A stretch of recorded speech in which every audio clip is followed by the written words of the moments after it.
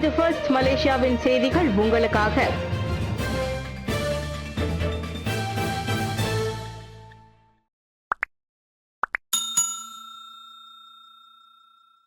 Maxis முன்னாள் பணியாளரின் வேலை நீக்கம் நியாயமற்றது. 1 மில்லியன் ரிங்கிட் இழப்பீடு வழங்க உத்தரவு. பிரபல தொலைத்தொடர்பு நிறுவனமான மாக்சிஸின் முன்னாள் பணியாளர் ஒருவரின் நியாயமற்ற பணி நீக்கத்திற்காக அவருக்கு இழப்பீடு வழங்க தொழில் நீதிமன்றம் உத்தரவிட்டுள்ளது. துங் யோக் லெங் எனும் அவ்வாடவரை நீக்கியதில் நிறுவனம் நல்லெண்ணத்துடன் செயல்படவில்லை. எனவே 1 மில்லியன் ரிங்கீட்டை இழப்பீடாக அவருக்கு வழங்க வேண்டும் என தொழில் நீதிமன்ற தலைவர் எஸ் வனிதாமணி தீர்ப்பளித்தார். நிலுவை சம்பள தொகையாக 4,16,640 ரிங்கிட் மீண்டும் பணியில் அமர்த்துவதற்கு பதிலாக இழப்பீடாக 6,20,000 ரிங்கிட்டும் அவற்றில் அடங்கும். 1996ஆம் ஆண்டு மாக்சிஸ் பிராட்பேண்ட் சென்ட்ரியான் பிரகத் நிறுவனத்தில் வேலைக்கு சேர்ந்த துங் தனது பணியின் போது நிறுவனத்தில் பல பணிகளை கையாண்டுள்ளார். முன்னறிவு மற்றும் அனுபவம் இல்லாத போதிலும் வேலை மேம்பாட்டு திட்டத்தின் ஒரு பகுதியாக தணிக்கை துறைக்கு 2 ஆண்டுகள் அவர் பணி அமர்த்தப்பட்டார். ஆனால் அவருக்கு போதுமான மற்றும் திறமையான துணை ஊழியர்கள் வழங்கப்படவில்லை. இந்நிலையில் 3 மதிப்பாய்வுகளில் எதிர்பார்த்த தரநிலைகளை பூர்த்தி செய்யவில்லை என கூறி 2021 ஜூனில் PIP எனப்படும் செயல்திறன் மேம்பாட்டு திட்டத்தின் கீழ் அவர் வைக்கப்பட்டார். அம்மூன்று மதிப்பாய்வுகளின் முடிவில் ஒரு எச்சரிக்கை கடிதமும் அனுப்பப்பட்டது. இருப்பினும் 4வது மதிப்பாய்வில் அவர் அனைத்து PIP இலக்குகளையும் அடைந்ததாக நிறுவனம் கண்டறிந்தது. இருந்தபோதிலும் 2021 செப்டம்பரில் அவர் பணி நீக்கம் செய்யப்பட்டார். மாதம் 24,800 ரிங்கிட் சம்பளம் பெறும் துங்கை எப்படியாவது வேலையில் இருந்து நிறுத்திவிடும் நோக்கில் மிக கடுமையாக PIP இலக்குகளை நிர்ணயித்து நிறுவனம் அவருக்கு அநீதி இழைத்திருப்பதாக நீதிமன்றம் குறிப்பிட்டது. இனி விழா காலத்தில் டோல் கட்டணம் விலக்களிக்கப்படாது. நந்தாலிங்கி. இவ்வாண்டு முதல் விழா காலங்களில் டோல் கட்டணங்களில் விலக்களிக்கப்படாது என அரசாங்கம் அறிவித்துள்ளது. இதற்கு பதிலாக கூடுதலாக இலக்கிடப்பட்ட அணுகுமுறை பயன்படுத்தப்படும் என அமைச்சரவை முடிவு செய்துள்ளதாக பொதுப்பணி அமைச்சர் டாக்டர் ஸ்ரீ அலெக்சாண்டர் நந்தாலிங்கி தெரிவித்தார். இலக்கிடப்பட்ட உதவித்தொகை அமல்படுத்தப்படும் முன்னணி நடவடிக்கைக்கு ஏற்ப அரசாங்கத்தின் இந்த முடிவு அமைவதாக அவர் கூறினார். இனி டோல் கட்டணம் இலவசம் இல்லை என்பது அமைச்சரவை முடிவு செய்துள்ளதால் அடுத்த வாரம் கொண்டாடப்படவிருக்கும் சீன புத்தாண்டு கொண்டாட்டத்திலும் டோல் கட்டணம் விலக்களிக்கப்படவில்லை என்பதையும் அலெக்சாண்டர் நந்தாலிங்கி சுட்டிக்காட்டினார். அதே வேளையில் இந்த விவகாரத்தில் இதர பரிசீலனைகள் இருக்குமானால் பின்னர் அறிவிக்கப்படும். மக்களின் கைபேசிகள் இஷ்டம் போல் பரிசோதிக்கப்படாது. IGP விளக்கம். பொது இடங்களில் ஒரு குத்துமதிப்பாக மக்களின் கைபேசிகளை போலீசார் சோதனை செய்ய மாட்டார்கள். தேசிய போலீஸ் படை தலைவர் தான் ஸ்ரீ அசருடீன் ஹுசைன் அதனை தெளிவுபடுத்தியுள்ளார். கைபேசிகளை பரிசோதிக்கும் போலீசாரின் அதிகாரம் குறித்து கவலைகள் அதிகரித்து வரும் நிலையில் நியாயமான சந்தேகம் ஏற்படும் போது மட்டுமே அச்சோதனைகள் நிகழும் என்றார் அவர். அதாவது ஒரு நபர் குற்றம் செய்திருப்பதாக நம்பத்தகுந்த தகவல்கள், உளவுத்துறை அறிக்கை ஆகியவற்றின் அடிப்படையில் நியாயமான சந்தேகம் எழும்போதே பரிசோதனை நடக்கும்.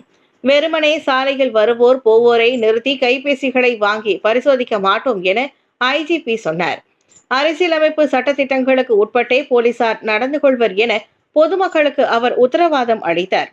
சட்ட அமலாக்கமும் தனிமனித உரிமை காப்பும் சமச்சீராக இருந்தால்தான் போலீஸ் மீதான நம்பகத்தன்மையும் வலுப்பெறும் என தான் ஸ்ரீ அசருடீன் கூறினார்.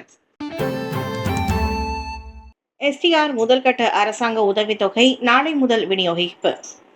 STR எனப்படும் ரொக்க உதவிக்கான முதற்கட்ட தொகை பதிவு செய்யப்பட்ட 9 மில்லியன் பயனாளிகளுக்கு நாளை முதல் கட்டம் கட்டமாக விநியோகிக்கப்படும். இந்த உதவித்தொகை பெறுபவர்களின் வங்கிக் கணக்கில் வரவு வைக்கப்படும் அல்லது அந்தந்த STR தொகுதி வகைகளுக்கு பேங்க் சிம்பனான் நேஷனல் வங்கி மூலம் பணமாக செலுத்தப்படும். கடந்த வாரம் முதல் வழங்கப்பட்ட சுமாகான் அசாஸ் ரெஹமா மற்றும் STR உதவித்தொகையில் மக்கள் தொகையில் பெரியோர்களில் 60 விழுக்காட்டினர் அல்லது கிட்டத்தட்ட 90 மில்லியன் பேர் நன்மை அடைவார்கள் என பிரதமர் டாக்டர் ஸ்ரீ அன்வார் இப்ராஹிம் தெரிவித்திருந்தார்.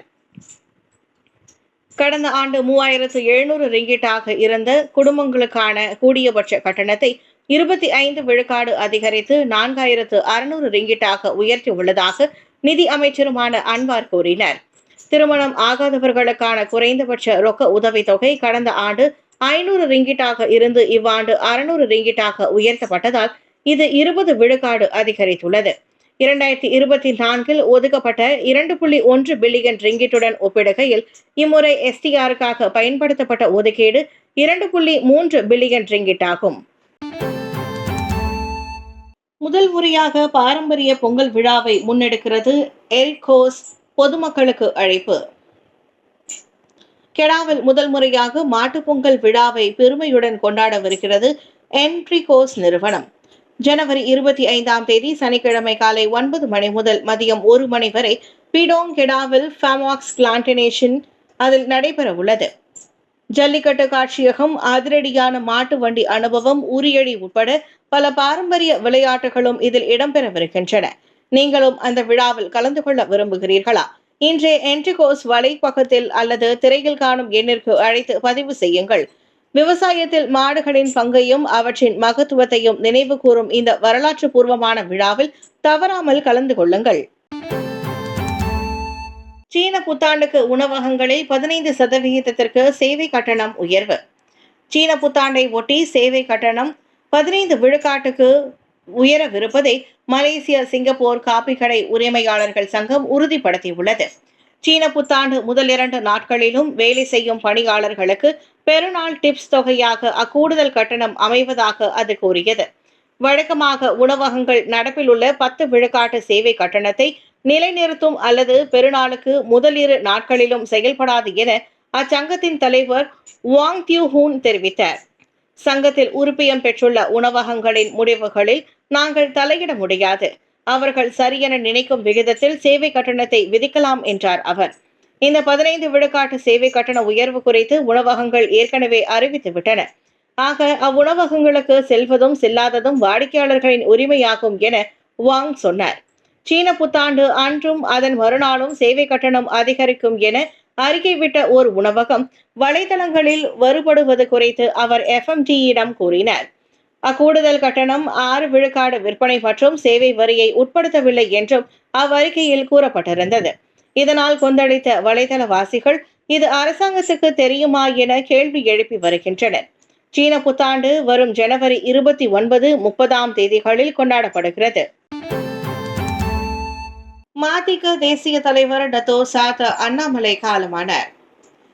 மதிக தேசிய தலைவரும் மலேசிய திராவிட கழக முன்னோடி தலைவருமான டத்தோ சாத் அண்ணாமலை திங்கட்கிழமை மாலை மணி 7:25 புகெட் மெல்தாட்டா மருத்துவமனையில் காலமானார் என்ற துயர செய்தியை இதன் வழி தெரிவித்துக் கொள்கிறோம். அன்னாரது நல்லுடல் எண் 4-19 பிளாக் B, பங்சாபுரி விதூரி ஜாலான் செம்பா பட்டவர்த் இல்லத்தில் உறவினர், கழக தோழர்கள், நண்பர்களின் இறுதி மரியாதை அஞ்சலிக்கு பின்னர் புதன்கிழமை மதியம் 12 மணிக்கு மேல் மலர் தூவி அஞ்சலி செலுத்தி சுயமரியாதை முறைப்படி மலேசிய திராவிட கழகம், பினாங் திராவிடர் கழகம், மாக்மண்டின் திராவிட கழக ஏற்பாட்டில் இறுதி மரியாதை செலுத்தப்பட்டு பினாங் மத்திய செப்ரங் பிறை, புகெட் மெத்தாஜாம், பிராட்பிட்ஸ் மின் சுடலையில் தகனம் செய்யப்படும் என்பதை தெரிவித்துக் கொள்கிறோம். WHO இருந்து அமெரிக்கா விலகல், முதல் நாளிலேயே அதிரடி காட்டும் டொனால்ட் ட்ரம்ப். அமெரிக்க அதிபராக மீண்டும் பதவியேற்ற முதல் நாளிலேயே டொனால்ட் ட்ரம்ப் அடுத்தடுத்து அதிரடி அறிவிப்புகளையும் உத்தரவுகளையும் வெளியிட்டு வருகிறார். குறிப்பாக உலக சுகாதார நிறுவனமான WHO இருந்து அமெரிக்கா வெளியேறவிருப்பதாக அவர் அறிவித்திருப்பது பெரும் அதிர்ச்சியை ஏற்படுத்தியுள்ளது. அமெரிக்காவிடம் இருந்து பெரும் நிதியை பெற்றுக்கொண்டு COVID-19 பெருந்தொற்று உட்பட அனைத்துலக சுகாதார நெருக்கடிகளை சமாளிப்பதில் WHO தோல்வி கண்டுள்ளது. அதோடு சில உறுப்பு நாடுகளின் தவறான அரசியல் தாக்கத்திற்கு ஆளாகி அதிக கட்டணம் விதித்து அமெரிக்காவை WHO வஞ்சித்துள்ளது. இப்படி ஒரு சூழ்நிலையில் WHO அங்கம் வகிப்பது ஏற்புடையதாக இல்லை என கூறி ட்ரம்ப் ஆணையில் கையெழுத்திட்டார். இதையடுத்து ஐநாவின் கீழுள்ள WHO நிறுவனத்திலிருந்து இந்த ஓராண்டில் அமெரிக்கா வெளியேறிவிடும். அதே சமயம் அங்கு அளித்து வந்த அனைத்து வகை நிதி உதவிகளையும் அமெரிக்கா நிறுத்தும் என ட்ரம்ப் அறிவித்தார். WHO மொத்த நிதியில் பெரும் பங்கு அமெரிக்காவுடையதாகும். சுமார் 18 விழுக்காடு நிதி அந்த உலக வல்லரசு நாட்டிடம் இருந்துதான் வருகிறது. COVID-19 பெரும் தொற்றின் பூர்வீகம் குறித்து உலக மக்களையே சீனா முட்டாளாக்குவதாகவும் அதற்கு WHO துணை போவதாகவும் கூறி தனது முந்தைய ஆட்சியின் இறுதியிலும் இதே உத்தரவில் ட்ரம்ப் கையெழுத்திட்டது குறிப்பிடத்தக்கது. பெருவில் 9 மில்லியன் ஆண்டுகள் பழமையான வெள்ளை சுறா புதைப்படிவம் கண்டெடுக்கப்பட்டது. பெருவில் உள்ள பழங்கால ஆட்சியாளர்கள் திங்களன்று 9 மில்லியன் ஆண்டுகள் பழமையான பெரிய வெள்ளை சுறாவின் புதைப்படிவத்தை கண்டுபிடித்தனர். அந்த சுறா ஒரு காலத்தில் தென் பசிபிக் பெருங்கடல் பகுதியில் வசித்து வந்ததோடு அது சார்டின் மீன்களை உட்கொண்டு வந்ததாகவும் கூறப்பட்டது. காஸ்மோபாலிடஸ் ஹேட்டிலிஸ் வெள்ளை சுறாவின் கிட்டத்தட்ட முழுமையான புதைப்படிவமானது லிமாவிற்கு தெற்கே 235 கிலோமீட்டர் தொலைவில் பெருவின் பிஸ்கோ படுகையில் கண்டுபிடிக்கப்பட்டது. இந்த பகுதி பழங்கால கடல் இனங்கள் அடிக்கடி கண்டுபிடிக்கப்படும் வெப்பமான பாலைவன பகுதியாகும். அந்த சுறா பெரிய வெள்ளை சுறாவின் மூதாதையர் என்று நம்பப்படுகிறது. இது இப்போது அழிந்து விட்டது. ஆனால் அதன் பற்கள் ஒரு காலத்தில் 8.9 சென்டிமீட்டர் நீளத்தை கொண்டிருந்ததோடு வளர்ந்த வெள்ளை சுறாக்களின் பற்கள் கிட்டத்தட்ட 7 மீட்டர் நீளம் வரை இருக்கும் என்பதோடு சிறிய படகின் அளவுக்கு இணையானதாக அது இருக்கும் என கூறப்படுகிறது. சுறாவின் எலும்புக்கூடு வழக்கத்தை விட மிக பெரியதாக இருப்பதை அதன் புதைப்படிவம் காட்டியதாக பெருவின் புவியியல் மற்றும் சுரங்க நிறுவனத்தின் பொறியியலாளர் சீசர் ஆகஸ்டோ சகல்டானோ விளக்க காட்சியில் கூறினார். கோலாலம்பூர் உணவகத்தில் அழகா விருந்தாளி, உணவின் தூய்மை குறித்து நெட்டிசன்கள் கவலை. கோலாலம்பூரில் பேரங்காடியில் உள்ள உணவகத்தில் விரும்பத்தகாத வாடிக்கையாளரை காட்டும் கிளி ஒன்று நெட்டிசன்களை திகிலடைய செய்துள்ளதோடு அது உணவு பாதுகாப்பு குறித்த கவலைகளை தூண்டியுள்ளது. டிக்டாக் பயனர் பகிர்ந்த கிளிப்பில் ஒரு மேஜையின் கீழ் ஒரு எலி அந்த உணவகத்தின் வளாகத்தை சுற்றி திரிவதை காட்டுகிறது. இந்த காணொலியை பகிர வேண்டிய கட்டாயம் இருப்பதாக பயனர் எழுதியுள்ளார். இதன் வழி பொறுப்பான தரப்பினர் நடவடிக்கை எடுக்க முடியும் என அவர் சுட்டிக்காட்டினார்.